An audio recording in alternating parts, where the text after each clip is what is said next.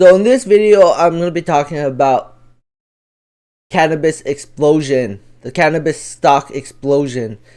If you buy Canopy Growth at like $2.80 or below $3, you double your money, and that's awesome. That's 100% return on investment. And you know what? From a charting perspective, I think Canopy will keep running. I think we could see $7 or even possibly. Yeah, I think at least $7. So I still see more upside. Could be wrong, but at the same time, doesn't if you bought it at $3, not financial advice. It doesn't hurt to take a little bit of profit. Because you never know, right? This could be a pump and dump by whoever. So just be careful. And take a little bit of profit along the ride all the way up. I still think there's a possibility of going up, but it doesn't. I could be wrong, and it doesn't hurt to take a little bit of profit. Sundial grower. I said yesterday that if Canopy, Tilray, Aurora skyrockets and takes off, Sundial will get dragged along for the ride. And guess what? I was right. It went up 17% today. It went up as high as 20%, I believe, and then pulled back a little bit. But I guess I predicted it. I'm right. It went up because everything else went up. The entire industry gets traded as a whole from the ETFs.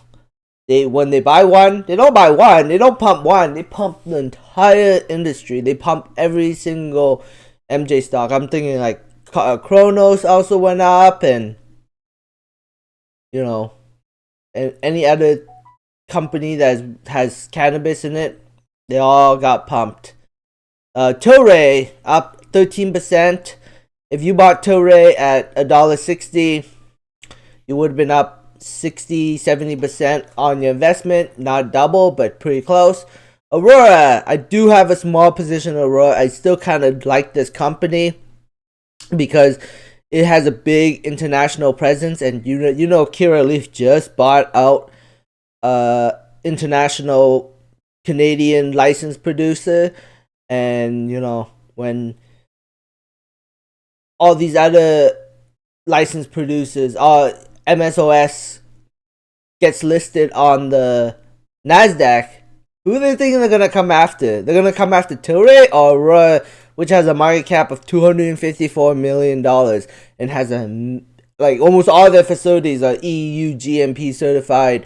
And they have a facility in Germany. They have a facility close to Germany. They have a facility in Australia, which it just got the GMP certification.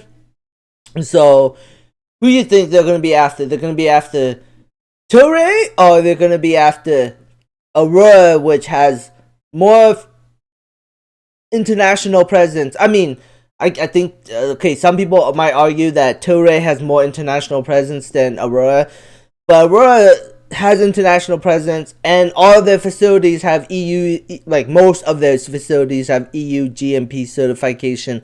So they have the ability to ship all the MJ products overseas, and they're a good acquisition target for any MSOS that is interested to being an international player, including Canada. So, So, anyways, High Tide will probably, if they get acquired out, High Tide could just, start moving into the US. High Tide, does have a small market cap. So we'll see what happens if that, we'll see if the market decides to pump High Tide.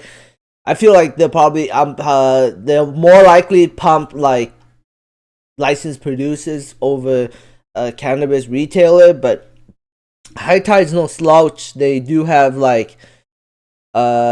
really good financials, and they're flipping profit right now. So, and Raj Grove, he's good. He's been in business for so long, and he's been successful in business for so long. So I feel like if the market gave him the opportunity to raise a decent amount of capital and start moving into the US and start moving into the European market, I think High Tide could be a beast in the future. But again, I don't know if the ETFs or retail or whatever are going to pump High Tide to the moon. I think that if Aurora and Tilray and Sundial continue to rally to the upside in a big way, it will drag High Tide stock along for the ride. That's what I think. So we'll see what happens with that one. Anyways, thanks for watching. Subscribe for future updates and have a great day. Bye.